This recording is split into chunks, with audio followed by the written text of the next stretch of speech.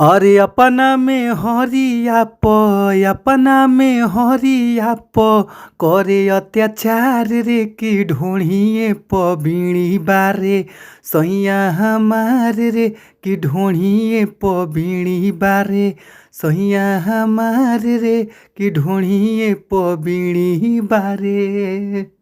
तो जी हाँ ये भैया, आप सब कैसन बानी जाइए भैया।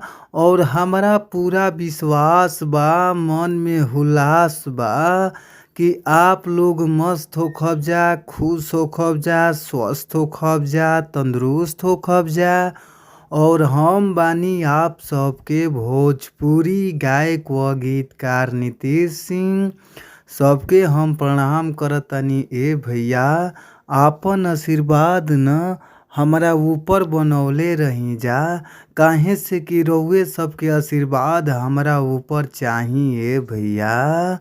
तो भैया हो, रउआ सबके बीच में बहुत ही ज़बरदस्त, बहुत ही लाजवाब हम ये ऑर्केस्ट्रा सॉन्ग, रोमांटिक सॉन्ग, लोकगीत लेके आ गइल बानी ए भैया।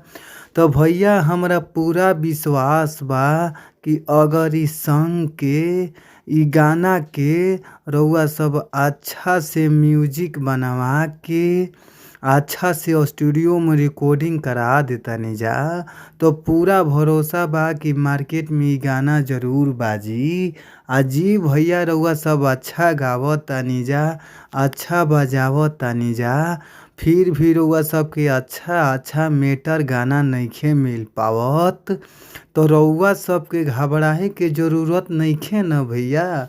अच्छा मेटर पावे खातिर न हमारी यूट्यूब चैनल के सब्सक्राइब कर लीजा, जौना यूट्यूब चैनल के नाम बाटे भोजपुरी संगीत लिरिक्स।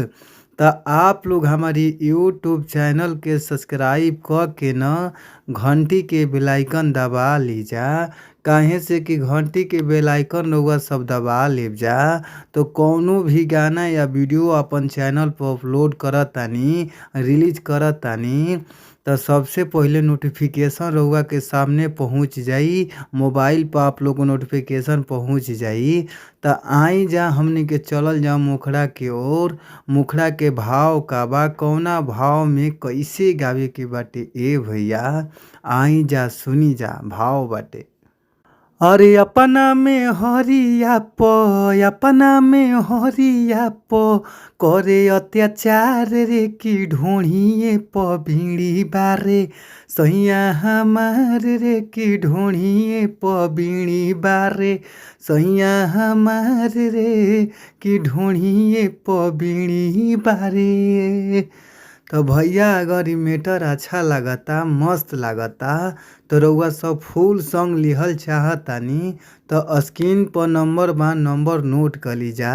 98 350 77 203। एक बार और नंबरवा नोट कर लीजा ये भैया, 98 350 77 203। तो आप लोग ज़रूर कॉल करी जा। कॉल कैला पर बहुत ही कम से कम चार्ज में सॉन्ग मिल जाई।